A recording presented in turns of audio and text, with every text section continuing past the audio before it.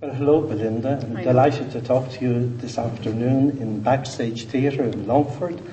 Could I just start by saying Solace is rated an outstanding debut novel, nominated for the Newton First Book Awards, first published in America in May of this year, and it's reached Ireland with raving reviews.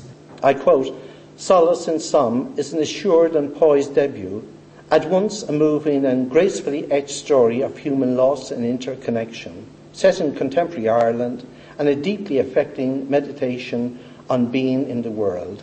The Irish Times, Saturday, July the 30th, 2011. Has it gone beyond all expectations for you? Yeah, it has, in terms of so many of the reviews were so positive, and it's just such a pleasure to see people engaging with the book so at such a deep level. I mean, that review is by Anne Fogarty, who's a professor in UCD. That's right, yes. And it was such a thoughtful and considered review. She really had gotten so much of what I was trying to do with the book, and there were a couple of other reviews like that as well, and that is very satisfying. But what's more satisfying is hearing from readers, and that really has exceeded expectations, in that I didn't have any expectations, and I suppose that's true of the reviews as well. I was nervous about them, but I didn't allow myself to think too much about what it would be like to be reviewed, having been a reviewer myself. But I wasn't really prepared for the level of contact from readers, people who got in touch by letter or email or on Facebook or Twitter just to let me know what they had thought of the book, and that's been really surprising and lovely. How do you cope with that? Are you getting a lot of letters? No, it's certainly not gone. It's not into the sort of, they're not collapsing in the letterbox every day. No, it's absolutely lovely. There's no question of it being any distraction or anything. It's very nice. Right. You were born in Longford, of course, and based in Dublin for some years, and you're over in New York, so you're over and back. But in many ways, you carry the Longford landscape with you. Was it necessary to have a distance when you wrote about Longford landscape? Well, maybe not just Longford, but Ireland as well. I didn't really think about it I didn't plan it, but I didn't plan things out in this way, but it turned out that being away from Ireland and from Longford when I was living in New York and writing this book helped me a lot to sort of work out what it was I wanted to write about. It acted as a kind of filter. The distance was helpful in pinpointing, not even pinpointing, but just kind of showing me what I wanted to have in the book. The elements of the landscape, the elements of anything about the country that needed to be in there, or what was happening in the country. So I think if I'd been living here, it would have been much more sort of journalistic approach that I would have taken, and that would have probably cluttered things up a bit. I think the distance has really helped in ways. I think a lot of times when we're away from home, we have a greater sense of place. Yeah, it's true. You become more. Something happens to your. Maybe it's like what they say about people who lose one of the senses, that the other senses become much sharper. Yes, and maybe it's a version of that. Yeah. Just let's talk a little about Longford. You were born in Longford. You grew up on a farm. You went to school here. Yeah. Would you like to tell me about life on a farm? What it was like? Well, I grew up in a small farm in Clunanny, which is townland close to Keena, and I was the eldest of my family, so I very much grew up on the farm with doing the jobs of the farm that a child does, and just being very close to the life of the farm. And it was very pleasant. There were times when I would prefer to watch TV instead of running around after cattle in the evenings.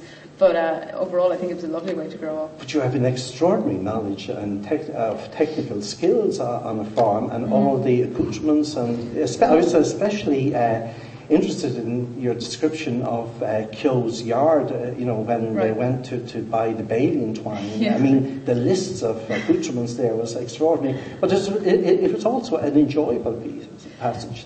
Well, it's just a mixture of kind of innate. When you grow up on a farm, just like any background, if you grow up in a town, it's probably the same that you have an automatic or innate knowledge of that place. Right, yeah. So it's a mixture of that, but also I did have to do quite a lot of just research, and my husband's a farmer, so he got lots of questions about what do you call that piece of equipment? What kind of equipment would you find in this place? Yeah. And there were times when he would bring me out to show me a baler. So you tell me a little about your Longford education. You went to school in Stone Park National School, and then you went to school Wirra. Were they in any way influential in your education, leading you on to reading and writing? Oh, yeah. Yes. Massively. I mean, Is that right? Yeah. really centrally important. I'm very interested in Yeah. that because I happen to have been a teacher for a number of years. In what way? Well, it was a teacher that made all the difference for me, I think. You know, That's the combination of a great teacher and very, very encouraging parents. Yeah. But I had a teacher in primary school, so I was in 4th class, 8 years old maybe, and I was very fond of reading at this stage because I discovered Roald Dahl in the previous year, and I just loved his stories, and it really kind of opened something up for me and made me realise there was great enjoyment to be had in books, and that it was a hugely exciting and satisfying world. But then I started to write my own stories, and we were able to do that in school because it was part of our English class every week. I think we'd have a Thursday where you'd have to write a story, and that was part of the English class. So there was creative writing happening there. Eamon Brennan was my 4th class teacher, and he was himself very passionate about writing and reading. Great, and so he was massively encouraging, and he's still a good friend. I mean, he's been encouraging all through my life. You know, so it was a teacher, and then I was lucky enough to have good English teachers the whole way through. Right. You know. How about the local library? How did that work out? Yeah, I mean, I had a good experience in the local library. I was a member of the library, and I went in every Thursday evening. I think I would go in to borrow books, and was going through their kids section pretty quickly. But I entered when I was in 4th class. I entered a short story competition that the local library ran, and I won 2nd place. And that was a huge lift for me. You know, so it is a good idea to have these types of. I think so. Literary. Yeah, I'm a total believer in that because it's it competitive, finds obviously, talent. but it does. It finds talent. It gets kids. It gives them the opportunity to have something to aim towards and create self-belief. Yeah. Because if we don't win the odd prize or get the odd good review, it's very hard to continue on with the creative work. It eats away at your confidence, probably. Solace is very much a regular novel and very reader-friendly. What's your intention, really, when you set out to write something in accordance with readers' expectations? Or did that just happen? Well, not really, but I suppose you're kind of your own first reader. You know, you're writing work and you're kind of reading it yourself.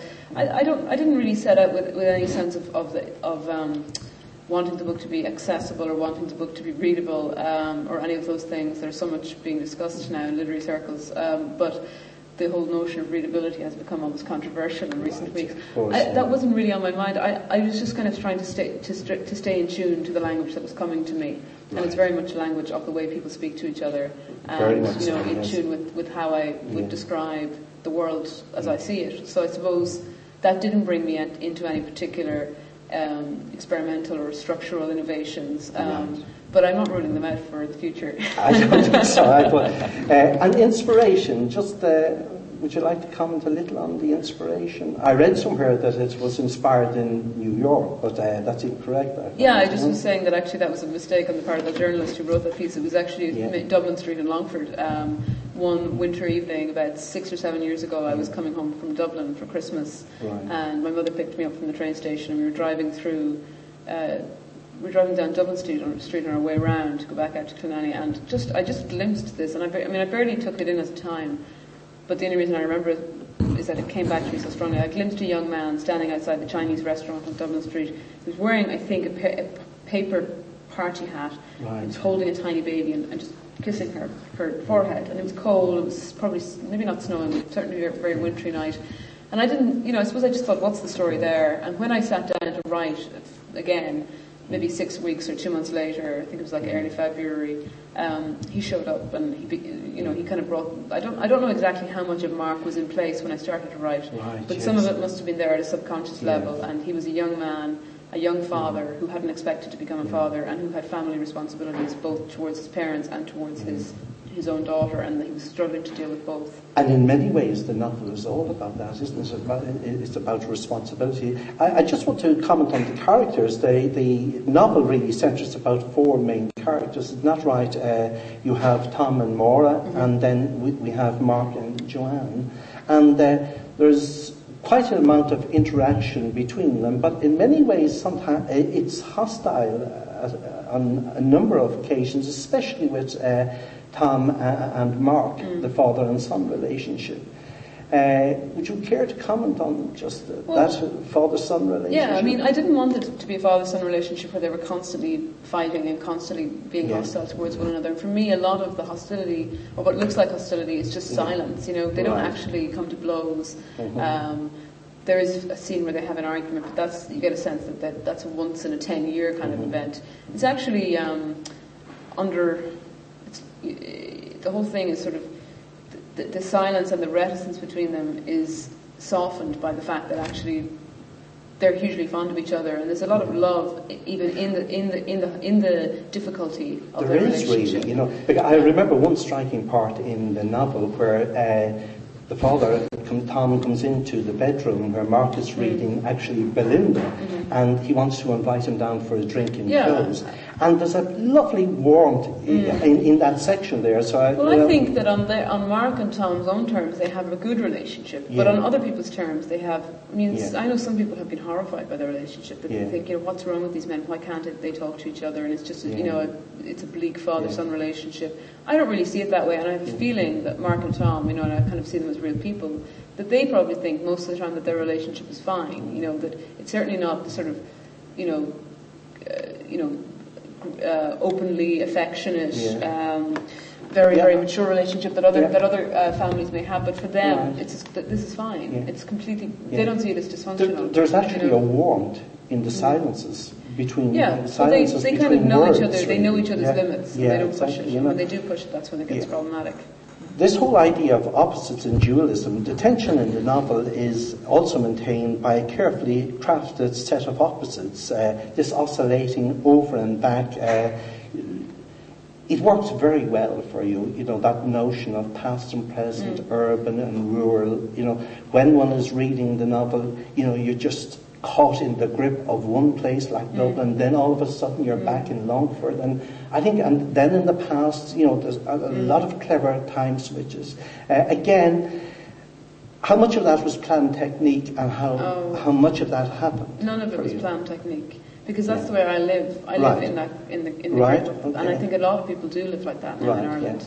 That, you know, you might live in the city, but you're either from the country or you're only one generation from the country. Or even in my case, if you move to New York, I mean, Longford is still as much a part of my psyche as New York or Dublin. Of course, and sort of that constant sort of feeling. Sometimes it feels like you're being pulled, and then sometimes it feels like you're very pleasantly divided up between those places. That your mind dwells in all sorts of places at once. And then I think in Ireland, you know, the Celtic Tiger made it look as if we had left the past behind, and thankfully we haven't. And in other ways, it's negative that we haven't left the past behind. So it's a constant sort of renegotiation of our relationship to the past and our responsibility towards the future. That's what the present is made up of in Irish life and in modern life. And so I think people live, you know, with one foot in both in the past, one foot in the future. That comes very much through the novel, especially at the end of the novel. But the Mariah Edgeworth, I'd like to just talk on that, because it's a very strong piece. Mark is doing his PhD thesis on it. It's a Longford literary backdrop, and if you take Longford, and you did mention at one stage that Longford we hadn't a proud history in Gaelic football, and oftentimes when I'm asked about Longford, you know, I dismiss it and just say, well, I come from a very literary county, and I say Oliver Goldsmith, Pádraig Cullen, Mariah Edgeworth, and John Keegan Casey, and there are all these contemporary writers we could mention now today. So did it just happen like that? You couldn't avoid it. Well, the way that it happened was that I think Mariah Edgeworth, I mean, I really believe, you know, this in a more general sense, I believe that the things that find their way into a novel find their way in because they have to be in there. You know, I don't mean that in a kind of spiritual sense, but I just mean when you sit down to write a book, even without unknowns to yourself, there are things that are going to make their way in there if you give them time, and if you don't rush it, they'll find their way in. And Mariah Edgeworth was one of those things. Mark is a PhD student in the novel. He's a young man who's still a student in his late 20s, and he's working on a thesis. And when I started the book, I didn't think I would bother really going into his thesis and what it was about. I thought it would be much more about him and, you know, his relationship with his family and his relationship with his girlfriend and then his relationship with his daughter. But and I auditioned in my head a couple of possible thesis topics I might have from, but they would just be kind of tokenistic. I wouldn't go into them in any detail. And then Mariah Edgeworth, I think she occurred to me, and I just said, oh no, I won't get into that because it could be too much. It's interesting, maybe I'll come back to it. But she pushed her way in because I was writing a scene where Mark and Joanne were driving from Dublin down to Longford, and they were coming down there, the road towards Edgeworthstown, and instead of taking the bypass, which they would have done if they were heading out, where I've been thinking in my head that they lived somewhere out where I'm from, out towards Keena. Right. But instead of going that direction and taking the bypass, they took a right turn into Edgeworthstown and drove straight up the avenue to the manor. Yeah. And I mean, they almost did that. I know it must sound strange to people who are not writers, but I didn't ask them to do that. The writing kind of took me, so I feel like I was pulled towards Edgeworth. In many ways now, talking to you this afternoon, I get the feeling that a lot of your writing is coming from the subconscious. Yeah, I really believe in that. Yes, I mean, sometimes it feels like an excuse, because when you're not writing, it can be very easy to get completely het up about the fact that you're not doing it. But I do think that things are resolving themselves at some level, because you're kind of thinking about it at a sort of back of the head level. Right. But just to finish with Edgeworth, it became obvious to me then that she was Mark's thesis topic. Right, yeah. And then, once she was in the novel, so many things started to fall into place in terms of what I was wanting to do, because there's an interesting kind of link. Social background, social backdrop, really, because your novel is dealing with responsibilities, and Mariah Edgeworth was very much on the whole social aspect. And also she faced the challenges of writing about the place that you're from. Yes. And she was very much interested in what is a realist novel, what is a regular novel. Does that mean it's realist, or does it mean it can do other things? And then there were all sorts of little things that I found funny in that her relationship with her father was actually kind of similar to what Mark's father wanted from his relationship with his son, a partnership. They would do things together, they'd be collaborators, and she had to kind of find her own independence from him. So in so many ways, she found her way into the book, and things started to fall into place for me. But I'm not a scholar of Mariah Edgeworth. I barely knew her work. And, even the fact that she'd written But that's a relief in many ways in the novel, because if you went too far into the PhD thesis, you would have lost a lot of the readers. Yeah, that would be a temptation. And even Mark himself was aware of that. When he was in Dublin, he was aware of the interest in Mariah Edgeworth was centred somewhere around the place, the sense of place, and the little biographical information. But once you go beyond that into the heavy work of writing a thesis, you lose the reader, and you lose everyone. For the novelist, you can't. I mean, it's very tricky territory. You couldn't be going into his academic work, because it's taking away. Maybe another novel could, but it's taking away from the story. But Mark. I mean, I didn't know much about her, so that it was just as well that I didn't have to go in. I mean, I didn't even know that she'd written a novel called Belinda until I was in my 20s. It's amazing. Now, the first time I saw your name, I think it featured with the RT radio drama, P.G. O'Connor, and I saw the word Belinda McKeown, and I said, that has to be somewhere around Edgeworthstown because of the novel Belinda. As the parents must have chosen exactly. That didn't happen at all. No, they didn't. That's amazing. Maybe it's also at the subconscious level. But, it must be, there's a lot of things happening over the subconscious level. This title, Belinda, if I might ask you, Solace, it's an extraordinary title, really. It exudes, really, of peacefulness and calm, yet the novel is quite tragic. Yeah, but things happen, and we have to find our consolations where we can, and what happens in the novel is absolutely horrible, and it was very painful for me to write. The simple fact is it happens to a family in Ireland almost every day of the year. I know that's the sad thing, that is, yes. And so it means that we're surrounded in life by people who are looking for solace or hoping, we hope that they will find it. So that was one of the things. I mean, I do see the contradiction, and some people have really been irked by that there's too much of a contradiction between the sadness in the book and the idea of a title like Solace. But they go together for me, You're either looking for one or you're stumbling on another one. And then the other thing about the title was that it, I feel like I'm harping on this a lot, but it had kind of been in the back of my head without me realising it, because I didn't know what I was going to call the book. I had no title for it until the very last day I wrote it, till the day I finished it. Right. Yes. And then that word came, and I realised it was perfect. I thought it was perfect, at least, because it also tapped into some things I was doing with the solstice, the winter solstice plays a part in the book, and the Irish word for light. And, that's particularly beautiful at the close of the novel. I thought, the whole idea that they had planned this pilgrimage together, and it would happen somewhere in the other pages in the future. Such that, and it's also something very old, because you went back when you wrote that novel, just as a reader, and I read it once and enjoyed it, the secular Ireland came through very clearly to me. The church, the Catholic Church was mentioned, Longford Cathedral was mentioned, but there was an absence of the sacral. And at the same time, the sacral at the very end is very clear. But you're going back to an ancient light, to almost a pagan light. As if Christmas, and there was mention of that Solstice too as well, as if Christmas was really about a pagan light. Well, because what is Christmas about for a lot of families? It's about the all coming together. It's dark and cold outside, and you're with your family, indoors in the light. That's really what Christmas is about for a lot of people. And so when it comes down to it, what you're worshipping is the ordinary, beautiful things of the world. And that is, I suppose, a kind of pagan ritual in a way. And the reason why, if there is a reason why the book has a secular emphasis, it's that's how I feel normal life is, or everyday life is for a lot of people, that the church is there in the background. And I was very conscious when I was writing the book about Longford. The cathedral's in there a couple of times, and I was so conscious of what was.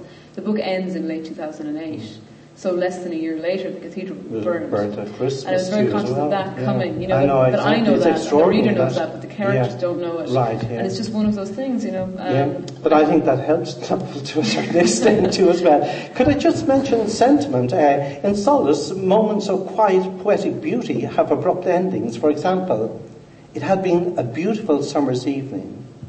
It had been hard to want to be anywhere else, looking out at the meadows stretching golden against the sunset, and at the small lake beyond them, and at the bruised blue and grey of the hills on the horizon.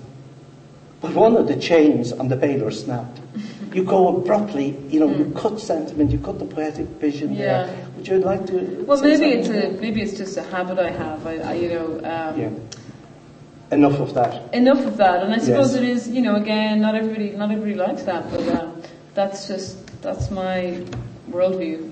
Right. I like to you not to get too bogged down in, not to get too indulgent, I suppose. Right. Yeah. And it is sort of like the. I'm very familiar with that feeling of coming back to the countryside and seeing just how beautiful it is. But you can only see how beautiful the countryside is if you don't really live there anymore. Because people who really, really live there and have never left there, they don't have time to look at that. Exactly, like McGahern had a line with another father and son novel. I think it's actually one of the stories. And the son says, "It's quiet and beautiful here. Why would you want to leave?" And the father says, "Stare at beauty long enough, and you turn sicker than stray vomit." You just don't. Exactly. Yeah. You don't see it unless it's not really yours anymore. And you had that to say in Dunleary there in 2010, "Questions of Travel" by Elizabeth Bishop. I thought that was a very poignant mention. I really love that poem. It's an excellent poem. Her visit to Brazil and how she was shocked into dealing with a new landscape as such. Could I just move on to your modus operandi? How do you work as a writer? Do you write every day? The ideal is to write every day, but it doesn't really happen. It doesn't. No. It's better for me if it does, but it just doesn't happen. So I go through spurts and sort of good periods and then very, very patchy periods, and it depends on where I am as well. And do you write in longhand? Yeah, I try to write in longhand. And then move. Eventually, I will when it's right. I'll move to the computer. One of the reasons I work in longhand is that I go on the internet too often. If I don't, there's nothing romantic about it at all. It's just trying to keep manners with myself. Can we all take it? You write for the joy of it. Oh yeah. I think we all do in the end, because it's foolish to think one is writing for a financial gain. Oh God. So that's and what next? Look at the rave reviews you have received. It has been wonderful for you, and we're all delighted here in Longford for you, and congratulations. But thanks, no. What's next? And now I have to write a book that you won't like at all. Can you tell us something about it? Well, I'm working on a book that's set in New York, between New York and Dublin probably, and it's at an early stage, but it's about a friendship, and I think it'll also be. It's also in the now. Like when I was writing Solus, I thought it was in the now, but then the now changed so abruptly that it became the past with the massive changes in Ireland's fortunes. Right. But I'm interested in looking at a couple of things. Some of them are at a very early stage, and I don't know if they'll find their way into the book. I'm very interested in the different layers of Irish immigrants in New York. Right. I'm really interested. I keep coming back, and I don't know how I'd like to do it, but I keep coming back to the Ted Hughes' last collection of poetry, Birthday Letters. Oh yeah, and the tentative title of the book, The Treasure, is taken from one of his poems. It's I did not know I'd already lost the treasure. It's a beautiful poem where he goes looking in Sylvia Plath's house after her death. The house they shared together. I think I maybe misremembering the poem now, but anyway, all of these things are kind of circling, and none of them may find their way into the book. But that's what I'm working on. And I'm also working on a couple of other smaller, or not smaller, but smaller like essays other and projects, stories, yes. and then a play as well. That's So. wonderful. Well, we all look forward to your work in the future. Go raibh an Bonji Lat Igoni, may the goddess be with you always, and it's my pleasure to talk to you today. Thank you very so much. much. Thank you.